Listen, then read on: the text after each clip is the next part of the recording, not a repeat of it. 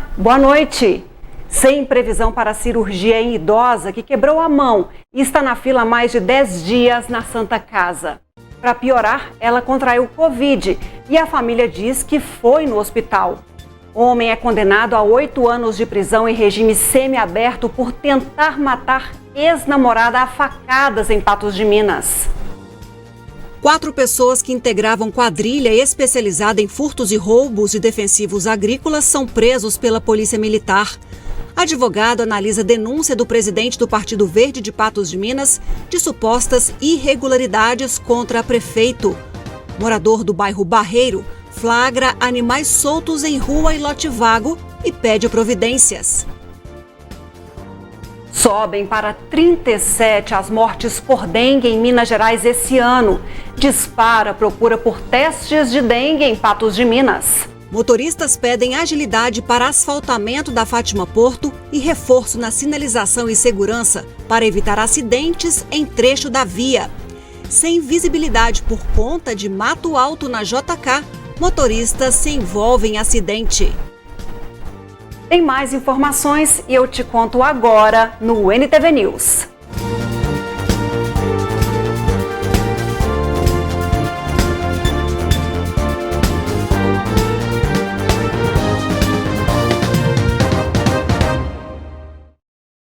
Quatro pessoas de quadrilha especializada em furtos e roubos de defensivos agrícolas foram presas pela Polícia Militar. A operação envolveu militares de várias cidades. Uma grande operação envolvendo policiais militares de Monte Carmelo, Patrocínio, Patos de Minas, Uberaba, Frutal e Fronteira desarticulou uma quadrilha especializada em furtos e roubos de defensivos agrícolas. As ações tiveram início após um furto ocorrido no dia 25 de fevereiro, na cidade de Iraí de Minas. Equipes da Polícia Militar da região de Uberaba, de Frutal, de Fronteira, além das equipes aqui do Alto Paranaíba, numa operação conjunta, conseguiram localizar esse depósito, onde o produto furtado era mantido.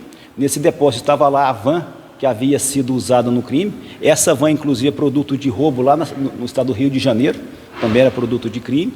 E todo o produto subtraído da cidade de Iraí de Minas estavam lá, que eu falei que é avaliado em 2 milhões. Só que tinha muito mais produtos nesse local, parte deles já confirmado também produto de furto e outra parte está sendo verificado. A estimativa é que um total de 10 milhões em produtos agrícolas, defensivos agrícolas, estava nesse depósito lá na cidade de Fronteira. A polícia prendeu 4 pessoas em flagrante e apreendeu 4 veículos, 2 deles roubados e clonados. Durante a operação, outros crimes que também teriam sido cometidos pela quadrilha foram esclarecidos. Ainda de acordo com a polícia, o grupo é responsável por diversos crimes relacionados a furtos e roubos de defensivos agrícolas, com articulação em pelo menos 3 estados. Nós havíamos tido ocorrências dessa natureza, não no estado de São Paulo, no estado de Goiás e também no estado de Minas Gerais. Então, certamente, as vítimas desses produtos que estavam lá nesse depósito, alguns apareceram, outros vão aparecer, porque tudo leva a crer que realmente tratava de um local que só era usado para receber produtos de crime, de furtos e de roubos. Essa ocorrência foi encerrada na Polícia Civil na cidade de Frutal, a quem também dará continuidade às investigações para poder esclarecer todo o ocorrido, mapear e identificar toda essa quadrilha e levá-los às barras da justiça. Certamente tem mais pessoas envolvidas aí com essa quadrilha, no sentido aí de escoar todos esses produtos que são furtados e roubados. Parabéns pela polícia, que continue então as investigações para que toda essa ação, essa organização criminosa seja desbaratada. No início da tarde de hoje, um motociclista ficou ferido depois de acidente no bairro Nossa Senhora das Graças, em Patos de Minas. Testemunhas disseram que o carro tentava atravessar a rua Gabriel Pereira, enquanto o condutor da motocicleta descia pela via, momento em que aconteceu a batida. O motociclista de 40 anos foi socorrido por uma equipe do SAMU. Ele se queixava de dor no ombro e dorso do pé direito, além de ter sofrido escoriações na lombar e também nos braços. Após os primeiros socorros e a imobilização, o paciente foi levado para a Santa Casa de Misericórdia. A Polícia Civil de Patos de Minas ouviu no hospital o idoso que foi atacado no final de semana. O ex-cunhado é o suspeito também de matar a filha dele. O motivo seria por causa de herança. A tarde de domingo foi marcada pela violência no bairro Jardim Califórnia, em Patos de Minas. O ataque aconteceu na casa da família, que fica na rua Manuel Soares Silveira, onde um homem esfaqueou 2 pessoas. Lísia Maria Caixeta, de 48 anos, que morreu no local, e a outra vítima, o pai dela, de 82 anos, que foi encontrado com vida e socorrido pelo SAMU até o Hospital Regional de Patos de Minas, onde deu entrada com ferimento no abdômen. A Polícia Civil tomou conhecimento que uma mulher teria sido esfaqueada e estaria morta dentro de uma residência, bem como um senhor também teria sido vítima de esfaqueamento. A perícia da Polícia Civil foi até o local e lá já constatou diversos elementos que já indicavam uma situação de uma briga ou uma discussão dentro daquela residência, onde tinha realmente uma mulher caída ao solo com pelo menos 3 perfurações e um outro senhor que já teria sido levado ao hospital, mas que também teria sido esfaqueado. A Polícia Militar fez o seu trabalho com muito afinco e esmero, vindo aí a proceder todo o isolamento do local para que a perícia pudesse realizar os fatos, bem como já prendeu o autor no momento que ele se encontrava na residência, ainda ainda atacando a vítima.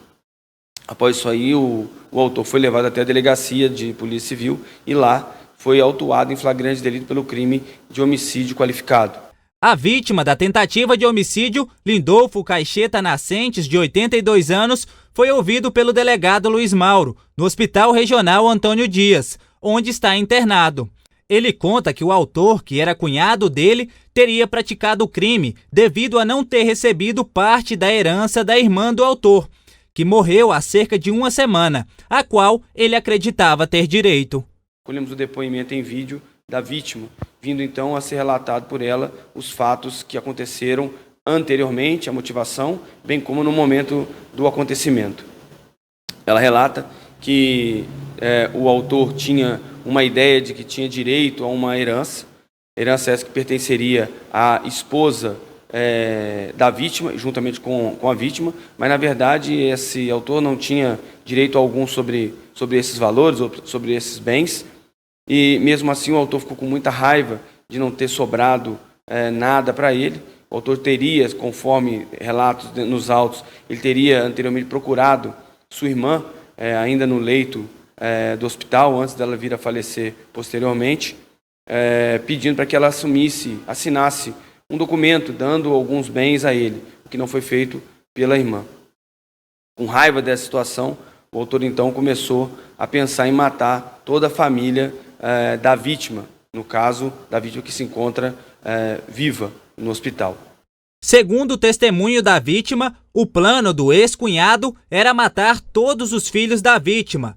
No momento do crime, apenas Lísia Maria, que faleceu, e Lindolfo Caixeta estavam na residência. O delegado Luiz Mauro revela os passos do assassino, que agiu com frieza.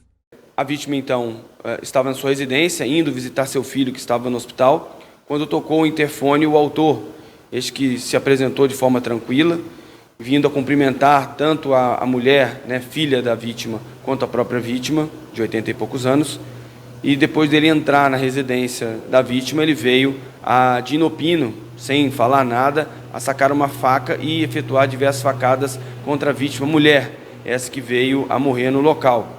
Imediatamente após essas facadas, ele vai ao encontro à vítima de 80 e poucos anos, no momento em que essa vítima de 80 e poucos anos pega uma cadeira para se defender e fica, como a gente fala, toreando, ou seja, evitando que o autor se aproximasse dela. Não conseguiu essa indicação de evitar essa aproximação e o autor conseguiu efetuar uma facada contra essa vítima, vindo a faca quebrar dentro do corpo da vítima. Não satisfeito novamente, o autor tinha uma nova faca, uma outra faca em sua cintura, sacou dessa segunda faca e voltou a tentar atacar essa vítima de 80 e poucos anos. Essa vítima então segurou na bainha da faca e os dois ficaram com essa faca na mão, mas o autor tentando esfaquear a vítima e a vítima tentando evitar que fosse esfaqueada.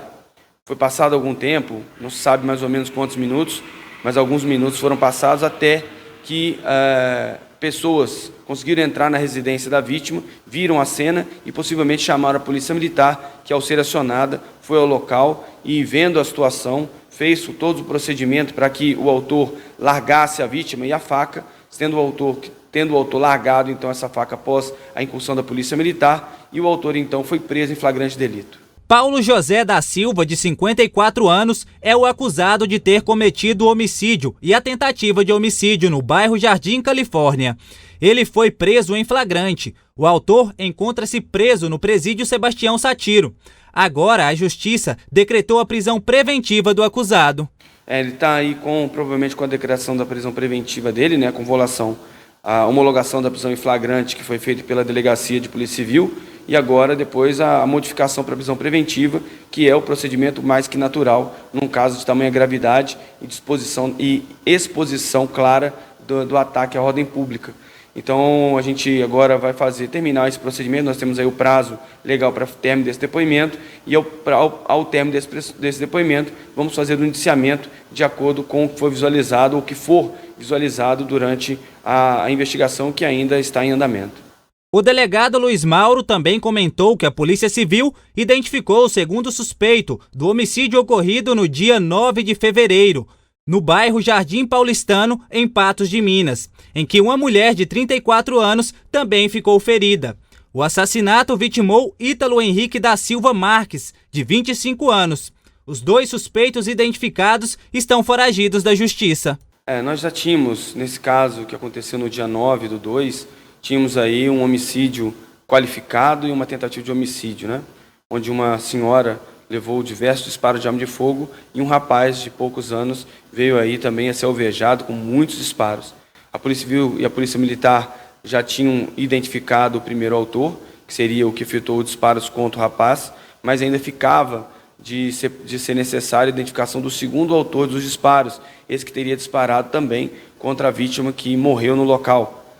Esse indivíduo ainda não tinha sido identificado, mas através do contato com a sociedade, através de uma investigação muito ferrenha dos investigadores da Polícia Civil, foi possível identificar esse ator, né, esse autor do crime, vindo então a ele ser feito pedido pela Polícia Civil de sua prisão preventiva. A Polícia Civil contou também com a troca de informações com a Polícia Militar, vindo então com maior celeridade a identificar esse autor, e o Poder Judiciário expedindo o mandado de prisão preventiva para esse autor, e agora que se encontra foragido da polícia. A seguir no NTV News, morador do bairro Barreiro flagra animais soltos em rua e lote vago e pede providências.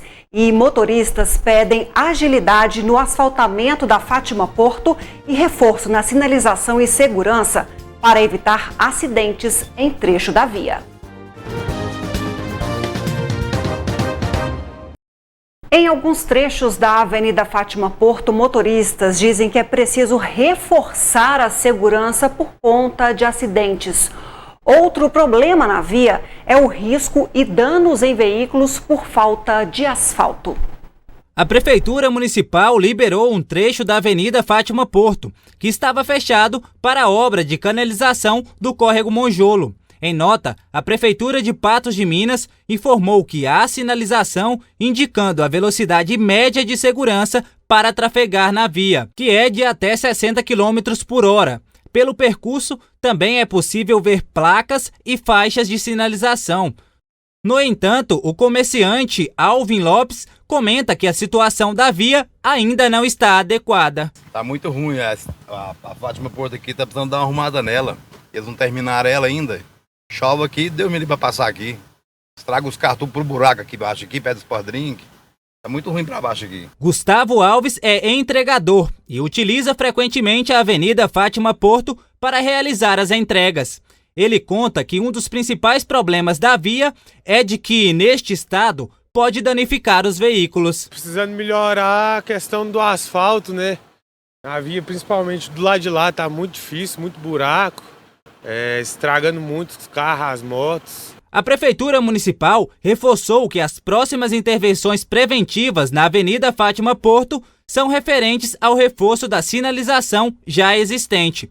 Rodrigo Fernandes utiliza a via diariamente e diz que do jeito que está já ajuda, mas que é necessário apressar a adequação da Avenida Fátima Porto. Tá passando, mas tá ruim, não tá bom ainda não, tem que melhorar, tem que liberar mais asfalto ali, né? Tem muita poeira ainda, buraco. Outra situação pelo percurso é um ponto específico, no prolongamento da Avenida Fátima Porto, que fica próximo ao acesso ao bairro Jardim Califórnia, em que neste ano já foram registrados pelo menos 2 acidentes no local.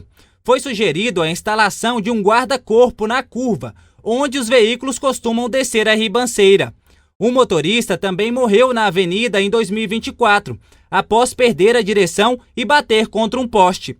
A Prefeitura de Patos de Minas ressalta em nota que há um radar no prolongamento da avenida, próximo ao local de um dos acidentes, para que todos os condutores reduzam a velocidade ao passar pelo trecho. Morador do bairro Barreiro denuncia animais soltos em rua e lote vago. Ele diz que essa situação ela é rotineira, já flagrou diversas outras vezes e agora ele espera por providências, por temer aí acidentes e outros problemas. As imagens mostram os animais soltos em um lote vago, onde há inclusive plantação de milho. Pelo vídeo é possível contar cerca de 10 animais. Ao que tudo indica, não é a primeira vez que as vacas invadem o espaço urbano. As vacas voltou de novo, tem jeito não.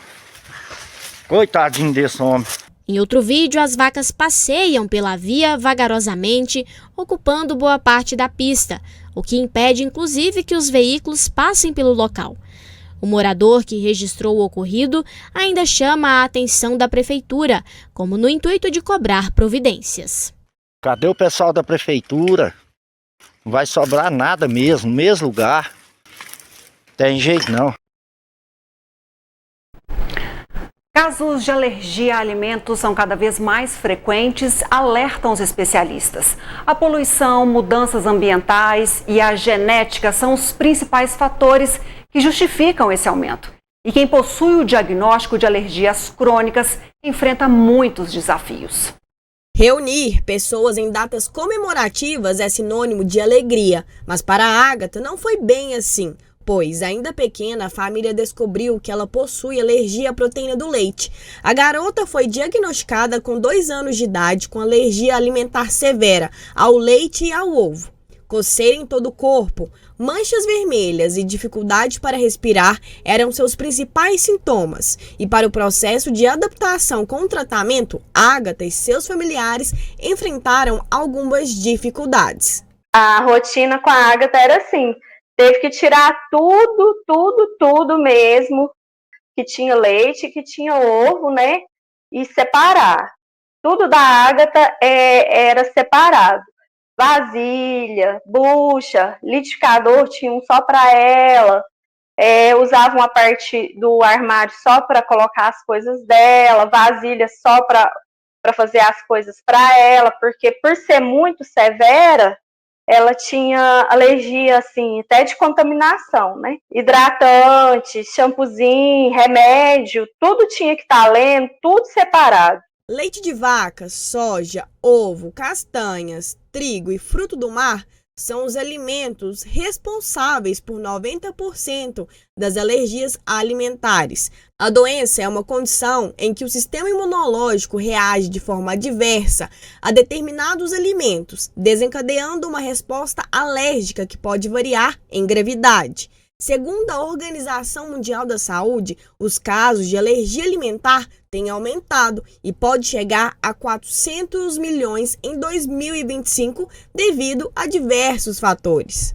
A alergia alimentar realmente disparou nos últimos anos devido a uma conversa que existe da nossa genética e mudanças de alguns hábitos.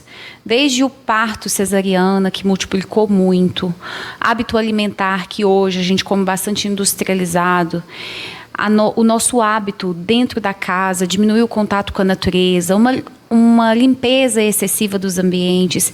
Então, são fatores que conversam com a genética que a pessoa carrega, junto com a pressão ambiental que foi modificada. Nós falamos que quando temos um pai ou uma mãe alérgico, existe 30% de chance a mais de um filho desenvolver uma alergia. Para a alergia alimentar, não existe cura por completo. Entretanto, existem tratamentos que proporcionam uma melhor qualidade de vida aos pacientes. A pessoa não pode comer. Caso o paciente, a criança, não desenvolva a cura por si só, porque antes a gente esperava que a criança desenvolveria tolerância àquele alimento por volta dos 5 anos de idade, se caso ela não desenvolver, nós podemos fazer imunoterapia oral. A imunoterapia oral é quando nós oferecemos doses sequenciais crescentes do alimento proibido para aquela pessoa de forma sequencial, forçando o organismo a tolerar.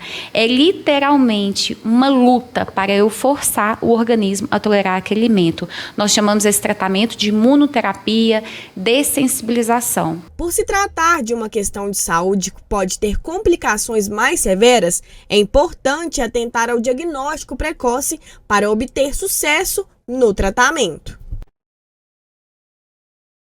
A seguir, a gente fala de dengue. Sobem para 37 as mortes em Minas Gerais e dispara a procura por testes de dengue em Patos de Minas.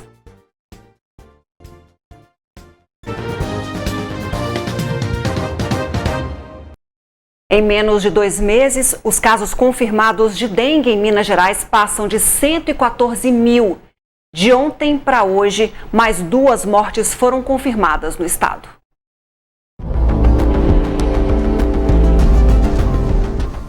Sete pessoas morreram em decorrência da dengue em Minas Gerais esse ano, conforme os dados atualizados no painel de monitoramento da Secretaria de Saúde do Estado desta terça-feira. Em menos de 2 meses, os casos prováveis somam quase 328 mil e confirmados passam de 114 mil. Patos de Minas já havia confirmado uma morte por dengue.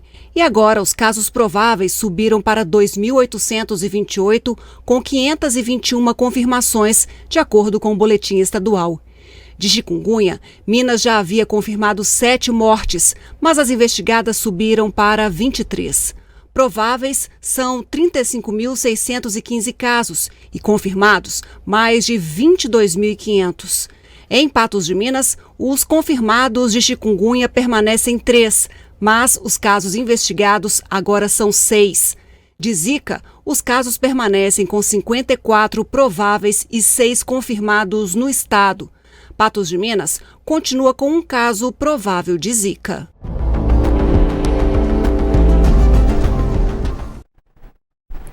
O aumento de pessoas com sintomas de dengue fez disparar a procura por testes, tanto na rede pública quanto na rede privada. A gente mostra agora a eficiência do exame e quando o teste rápido é eficiente. O gestor laboratorial Geraldo Xavier explica que existem 2 tipos de exames para detectar a dengue, ambos de sangue, mas que os exames são utilizados em fases diferentes da doença. Nós temos o teste rápido, que é aquele teste que é utilizado nos primeiros dias de sintoma. E, posteriormente ao 7º dia do início dos sintomas, entre o 6º e o 7º dia do início dos sintomas, isso vai depender do fabricante do teste, o outro exame a ser utilizado é a sorologia para dengue. Geraldo Xavier garante que o teste rápido realmente é rápido. O paciente pode obter o resultado em questão de minutos.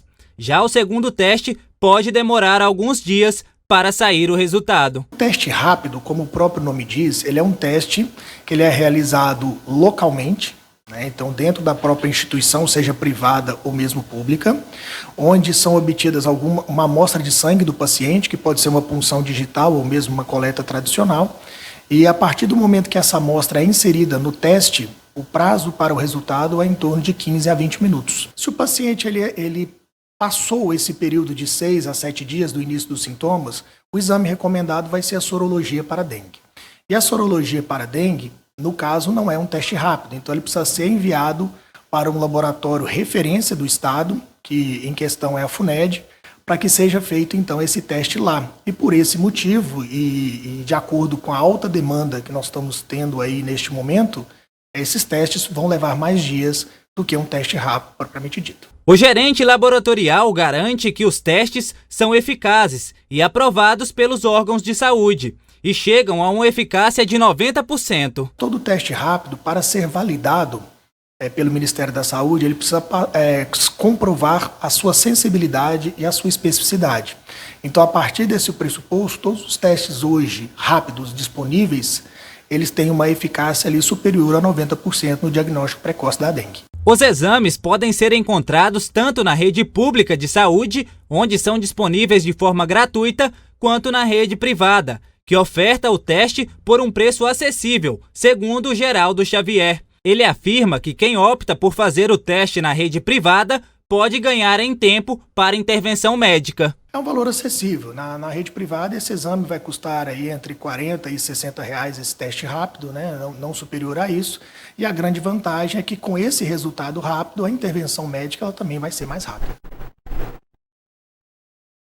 A Agência Nacional de Vigilância Sanitária publicou uma nota técnica sobre medição de glicemia por smartwatch, também conhecido como relógio inteligente. Conforme a Anvisa, os dispositivos não podem ser utilizados para controle glicêmico. Na nota técnica, a Anvisa diz que qualquer aparelho que realize medições reconhecidas como de uso tipicamente médico deve ser regularizado na Anvisa, como de glicemia, oximetria, pressão arterial, eletrocardiograma e notificação de ritmo cardíaco irregular. Conforme a Anvisa, atualmente 5 softwares estão aprovados para smartwatch, destinados para medir pressão arterial, eletrocardiograma e notificação de ritmo cardíaco irregular. Aparelhos que medem apenas frequência cardíaca e respiratória, que são considerados de uso estritamente médico, não estão sujeitos à regulamentação da Anvisa. Porém, não há regularização de nenhum dispositivo para medição não invasiva de glicose ou oximetria por smartwatch, e justifica que não há estudos com evidências robustas sobre a segurança e desempenho para esta indicação de uso. A Anvisa alerta ainda que a comercialização de qualquer dispositivo médico destinado à medição não invasiva de glicose ou oximetria por smartwatch que não esteja devidamente regularizado é uma infração sanitária com penalidades previstas em lei. Depois do intervalo no NTV News, sem previsão para a cirurgia em idosa que quebrou a mão e está na fila há mais de 10 dias para a cirurgia na Santa Casa. E advogado analisa denúncia do presidente do Partido Verde de Patos de Minas de supostas irregularidades contra o prefeito de Patos de Minas.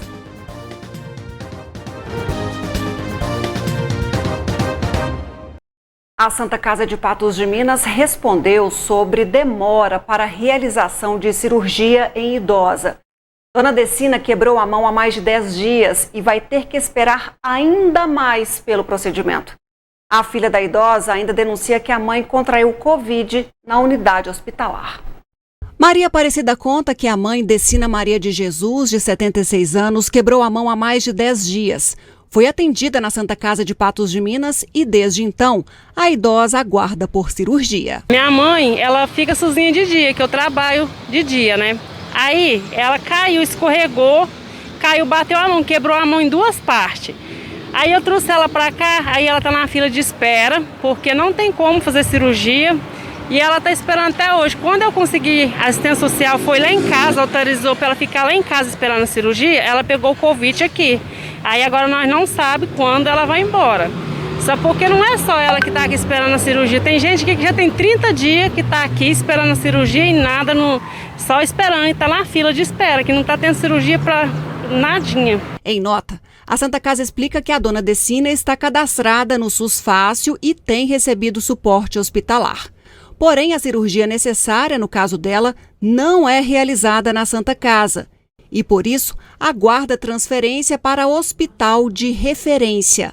Além da demora, Maria Aparecida também reclama da falta de dispositivos de proteção contra a Covid. Que tinha que ter mais organização, igual álcool gel, aqui embaixo não tem álcool gel aqui embaixo para nada. Só tem sabão líquido. O álcool gel deveria de ter em todo lugar, né? O álcool gel não tem. E eu, como diz, pela demora da cirurgia mesmo, porque tá demorando demais. Pela idade dela, ela tinha que ter uma preferência, né? Também em nota, a Santa Casa diz que o álcool é disponibilizado em locais estratégicos e existem dispensers em todas as enfermarias. Informa ainda que com o aumento de casos de Covid-19, o uso de máscaras no hospital voltou a ser obrigatório e que a Comissão de Controle de Infecção Hospitalar realiza diariamente buscas ativas e controle de casos positivos para a Covid-19. A gente continua acompanhando esse drama da dona Decina, da Maria Aparecida, de todos os familiares. Torce para que ela se recupere o quanto antes do quadro de Covid e que essa cirurgia também saia rapidamente. Afinal de contas, mais de 10 dias esperando é muito sofrimento para todo mundo. Nós conversamos com um advogado especialista que analisou algumas denúncias apresentadas pelo presidente do Partido Verde de Patos de Minas contra o prefeito Luiz Eduardo Falcão. O documento entregue ao Ministério Público pede a apuração de 7 supostas irregularidades. Na denúncia, Walter Garcia Morato, presidente do Partido Verde PV de Patos de Minas, diz que os fatos são graves e merecem atenção do Ministério Público.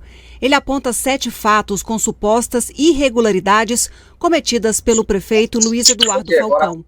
A notícia de fato foi entregue ao Ministério Público em 1º de fevereiro. O MP tem 30 dias para analisá-la, podendo prorrogar por mais 90 dias para colher informações preliminares para deliberar sobre a instauração do procedimento, conforme previsto em resolução. O advogado explica o processo. Quando se encaminha qualquer notícia de fato que tenha interesse público, o Ministério Público dá uma analisada e toma as providências que ele entender cabíveis. Nesse caso, acredito que o promotor de justiça deverá encaminhar à prefeitura, ao prefeito, solicitando as informações que ele tem sobre cada um dos fatos narrados. Entre as denúncias feitas por Walter Morato estão as contratações emergenciais realizadas pela Prefeitura de Patos de Minas com a Concerbras e a dispensa de licitação para serviço de coleta de lixo entre o município e a empresa. Sobre isso, o advogado explica. A lei de licitações, ela permite que você faça a contratação, desde que preenchidos os requisitos legais, com dispensa ou inexigibilidade de licitação, mas há que se preencher o interesse público, e eu acredito que o processo deve ter essas informações e isso será encaminhado ao Ministério Público para análise se preenche os requisitos legais ou não. Na denúncia, Walter Morato diz ainda que a Concerbras foi uma das principais doadoras para a campanha da deputada Ludmila Falcão e pede que o Ministério Público investigue saques realizados nas contas da Concerbras, dos sócios da empresa e de outras empresas do grupo. Em nota, a deputada diz que a prestação de contas está disponível no site do TSE e foi aprovada sem ressalvas, e que as consultas de contribuições estão disponíveis desde o término do período eleitoral.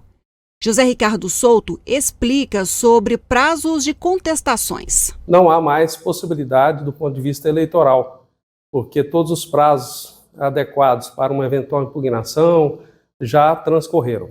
Outro fato da denúncia de Walter Morato ao Ministério Público é o que o presidente do PV de Patos de Minas chamou de Bolsa Família do Falcão, sobre compra de votos por meio do barateamento das passagens do transporte coletivo.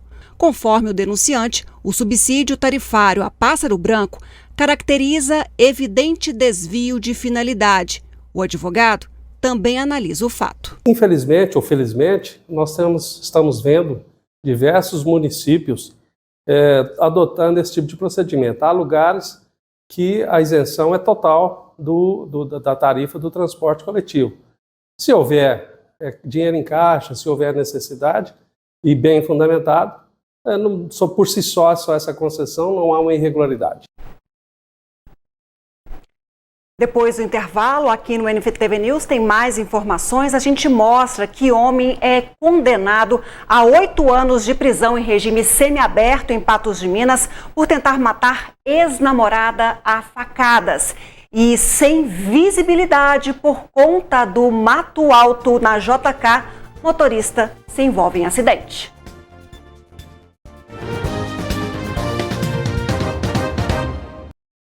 Foi levado a júri na tarde de hoje um homem acusado de tentar matar a ex-namorada a facadas em Patos de Minas em 2011.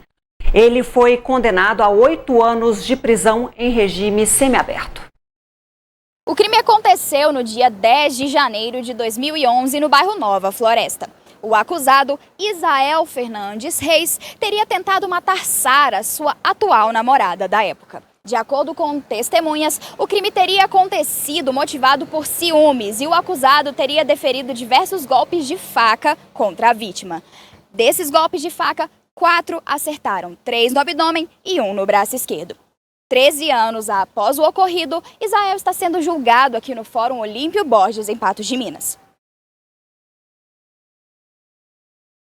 O mato alto, que tem sido motivo de constantes reclamações em diversos bairros de Patos de Minas, pode também provocar acidentes de trânsito, como o que aconteceu nesta tarde na Avenida JK. Os vídeos recebidos pela nossa equipe de reportagem são diversos. O mato alto tem feito parte da rotina de grande parte da população. Pontos localizados na Avenida Marabá, próximo à Rua da Mata e dentro da unidade de saúde do bairro Alvorada são responsáveis por parte dessa insatisfação. Em alguns locais, como na Avenida Marabá, o problema já foi resolvido, mas em outros, nada foi feito. Na manhã desta terça-feira, Ana Maria, de 59 anos, sofreu um acidente na Avenida JK. De acordo com ela, o motivo teria sido a falta de visibilidade por causa do mato. Eu cheguei aqui na esquina, na parada obrigatória, e como não estava tendo visão para ver do lado esquerdo se estava vindo o veículo, eu cheguei para frente um pouquinho, aí foi quando o veículo veio e bateu no meu. Imposto a gente tem que pagar podendo ou não, então eles não olham se a pessoa está doente, se a pessoa está morrendo, eles não querem nem saber para cobrar imposto, certo? Então eu acho que a manutenção da cidade, mato também, às vezes eles falam, porque choveu muito, também eu acho que isso não importa. Eu acho que a obrigação da prefeitura é manter a cidade limpa. Além de cobrar providências, Dona Ana Maria quer que a prefeitura assuma a responsabilidade pelo seu carro que sofreu danificações, visto que o acidente ocorreu pela falta de manutenção no local. Tem que ser feito uma justiça nesse ponto aí. E o que eu quero, que eles tomem providência para não acontecer com outra pessoa o que aconteceu comigo, e quero também a ajuda deles para arrumar o meu carro, que eu não tenho condições de arrumar. Após o acidente, nossa equipe voltou ao local para checar a situação. Todo o mato havia sido retirado e a limpeza continuou por toda a via. Nos quarteirões subsequentes, retiraram a sujeira das laterais dos canteiros, mas o meio ainda continua da mesma forma. Em locais como o posto de saúde do bairro Alvorada, a situação tem preocupado os moradores, visto que muitas pessoas frequentam o espaço, e o mato em excesso pode ser um ótimo esconderijo para insetos e mosquitos. Infelizmente, essa situação do mato alto, a gente já tinha alertado aqui no NTV News, o jornalismo da NTV, sobre essa necessidade de fazer uma limpeza, uma manutenção geral na cidade. A gente compreende a demanda que aumenta, é período de chuva, muitos moradores aí requisitando também serviços e a fiscalização do município em lotes privados que é tomado por Matagal, mas esse serviço que foi feito às pressas pela prefeitura hoje à tarde, tivesse sido realizado antes, com certeza a gente não estaria dando essa notícia aqui desse fato triste e lamentável que deixou essa motorista brava e com razão. Familiares e amigos de jovem que se envolveu em acidente em Patos de Minas na semana passada têm feito vigílias na porta do hospital regional onde ele está internado. A Paula Mota acompanha mais um desses momentos e traz para a gente a atualização do quadro do Matheus, de 18 anos, e também, Paula, sobre como que foi todo esse acidente. Boa noite. Boa noite, Ludmila. Boa noite, pessoal de casa. Exatamente. Nós estamos aqui em frente ao Hospital Regional, na parte de pronto atendimento, já mostrando também as pessoas aqui reunidas em oração. E esse acidente, Ludmila, só para a gente relembrar, foi um acidente do Matheus Findinski, que foi registrado no dia 21, na última quarta-feira, no cruzamento das ruas Gabriel Pereira com a Doutor Rasmo Rocha, no bairro Nossa Senhora das Graças. Ele estava numa motocicleta, trabalhando, ele é entregador, é um rapaz de 18 anos, estava trabalhando, seguia pela Gabriel Pereira, quando foi surpreendido aí pelo Celta, que vinha na Doutor Rasmo Rocha. E aí, com o impacto, ele foi arremessado ao chão, foi num estado muito grave, né? Teve fraturas nos membros inferiores, nas pernas. Eu até conversei já com o pai dele, ele teve fratura no fêmur, e foi socorrido no dia pela equipe do SAMU e trazido aqui para o hospital regional. Ele estava desacordado devido à gravidade aí do acidente, ele acabou ficando desacordado, teve uma lesão no cérebro, e o pai dele contou para a gente que até domingo ele não tinha ainda reações na fisionomia mesmo do corpo, né? Ele não movimentava, mas que de domingo para cá eles estão no processo de tentar retirar ele da sedação, porque ele já tem aí movimentos de certa forma involuntários, ele pisca, movimenta ali o rosto, as pernas, os braços, mas não é o que eles chamam de movimento consciente. E aí os médicos estão, então, neste processo de acordá-lo para que ele possa fazer as próximas cirurgias, né, para correção dessa fratura no peito. Ele também fez alguns procedimentos na região do estômago, na apêndice, houve a retirada que poderia ter lesão ali também, os médicos acharam que tirar também o apêndice, mas segundo o pai dele também, a recuperação foi muito boa, tudo que foi feito até então, ele tem se recuperado muito bem, e o pai dele é estável. Está apenas nesse estado aí de tentativas de acordar dessa situação para que ele possa, então, finalizar o procedimento. A gente continua aqui conversando com a família, o pessoal todo reunido, eu vou mostrar novamente. Na quinta-feira, depois do acidente, na quinta-feira teve uma primeira reunião em que as pessoas, os conhecidos, vieram aqui também para a porta do hospital regional e fizeram orações. E agora, nesse momento, estão novamente, cada um faz a sua oração, fala algumas palavras para poder ajudar nesse processo. É uma família de muita fé, a gente conversando com o pai, a gente não pôde estar presente hoje, mas tem de toda a situação. O pai fala que eles têm muita fé, a gente acredita muito que o Matheus ele vai sair bem dessa situação.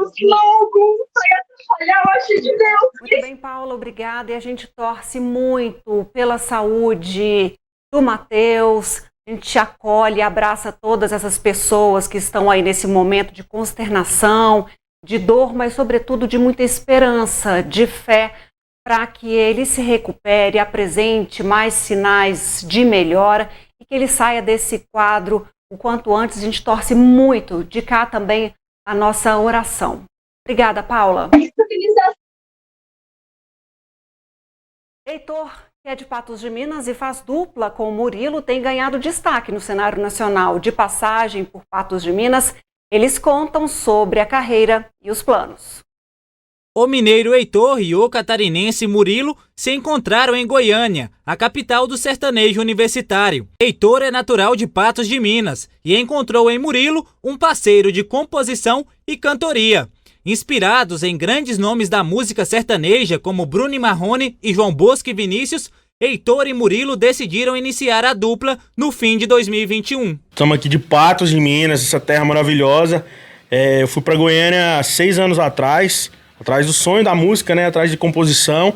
E lá eu encontrei o Murilo, a gente começou a compor junto e graças a Deus a gente está com a formação da dupla. Agora tem 2 anos que a gente está com a dupla e estamos com a música Olho Encharcado hoje entre as virais do Brasil, graças a Deus, uma das músicas mais tocadas do Brasil. E levando o nome, né, de Patos de Minas aí pro Brasil inteiro. Heitor e Murilo são parceiros de composição há 6 anos e já emplacaram hits nas vozes de Gustavo Lima, Maiara e Maraísa e Marília Mendonça, entre outros cantores. Mas agora, segundo os músicos, o foco é na dupla. Hoje a gente compõe, só que com um foco diferente, né? A gente compõe pra dupla, né? Mas assim, a gente ainda continua igual o Zé Neto vai gravar um DVD agora, vai gravar música nossa também.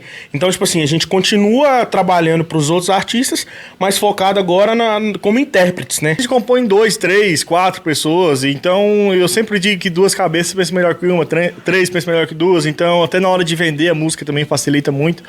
E, cara, é tranquilo, a gente tá acostumado já nessa formação, é tranquilo. O último lançamento, a música Olho Encharcado, já é hit pelos 4 cantos do Brasil. Ao todo, a mais nova moda da dupla soma mais de 10 milhões de streams, somando Spotify e YouTube. E segundo o Heitor, tem mais coisa boa pela frente no ano de 2024. Tem novidades aqui, a gente tem show agora. Esse ano a gente já tem um show marcado para Patos. E em breve a gente vai soltar a data aí para vocês aí, mas é já tem novidade para vocês aí. Ela entendeu quem era a hora extra do trabalho quase todo dia, com o olho encharcado. Só me diz se desce seu amor, te espera lá embaixo. Depois de ouvir, então, Heitor e Murilo, a gente termina o NTV News. Amanhã às 18 horas a gente tem encontro ao vivo no nosso programa Espaço Feminino. Sempre muito obrigada pela sua audiência, pelo seu carinho. E amanhã a gente se vê.